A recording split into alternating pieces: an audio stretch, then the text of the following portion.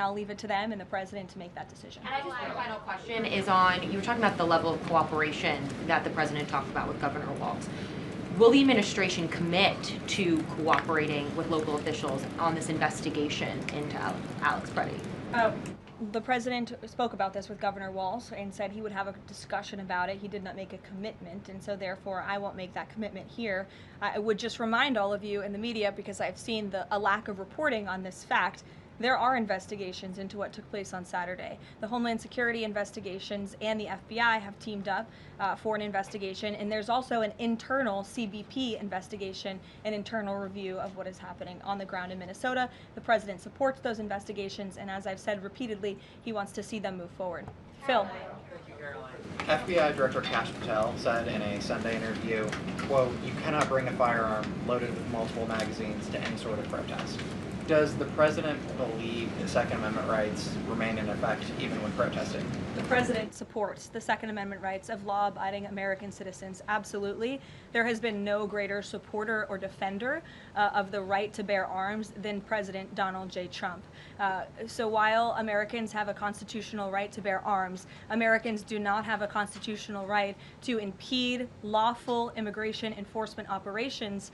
And any gun owner knows that when you are carrying a weapon, when you are bearing arms, and you are confronted by law enforcement, you are raising the assumption of risk and the risk of force being used against you. And again, that's unfortunately what took place on Saturday. Is in Minneapolis. Will his mission continue to be focusing on illegal immigrants with a criminal history, or will it be on illegal immigration generally? Mr. Holman will continue to enforce our nation's immigration laws, especially deporting the worst of the worst criminals in Minnesota who have committed violent offenses. And I would just remind all of you that this important work is continuing to be carried out. In just the last few days, I'm happy to provide this packet to anyone in the room. ICE has arrested multiple violent criminals, illegal aliens within Minnesota. Many of them have convictions for assault, driving under the influence, fraud.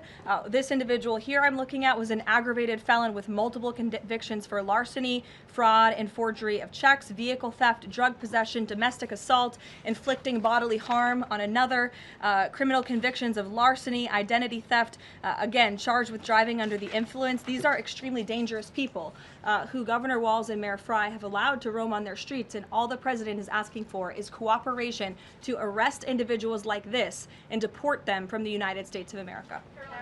I'll take a couple more. Go ahead. Okay, so this weekend the president posted that this is a cover-up of the fraud in the state of Minnesota. He also posted Minnesota is a cover-up. These both happened after the shooting. So given that these came after the shooting, what is the this here? What is the cover-up he's alleging? Yes, it's a good question. I've spoken with the president about this at length.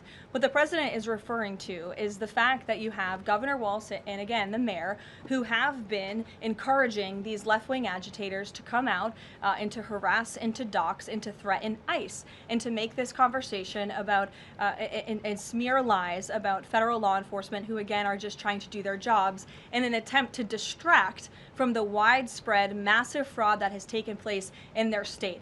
Billions and billions of dollars has been stolen from law-abiding taxpayers in Minnesota, and the administration continues to be very focused on getting to the bottom of it, especially, and the president raised a good question over the weekend, with respect to Congresswoman Ilhan Omar, who now has a net worth within the millions, and one must ask themselves, why and how is that possible? Is she connected to the fraud rings that we have seen taking place within her state and her own district? It's a question the American people are raising, and the president believes it's one worth answering.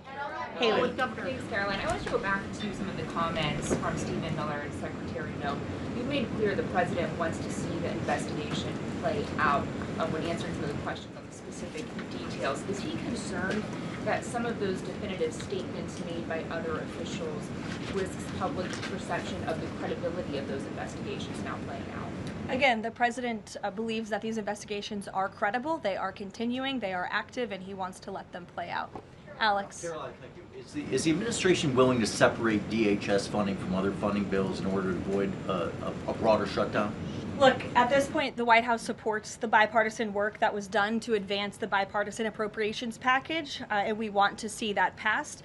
Policy discussions on immigration in Minnesota are happening. Look, the president is leading those discussions, as evidenced by his correspondence with Governor Walz this morning, but that should not be at the expense of government funding for the American people, which would include, as you know, Alex, FEMA funding, and we are in the midst of the storm that took place over the weekend, and many Americans are still being impacted by that. So we absolutely do not want to see that funding lapse, and we want the Senate to move forward with passing the bipartisan appropriations package that was negotiated on a bipartisan basis. And secondly, there's another round of Russia-Ukraine talks this weekend, Sunday.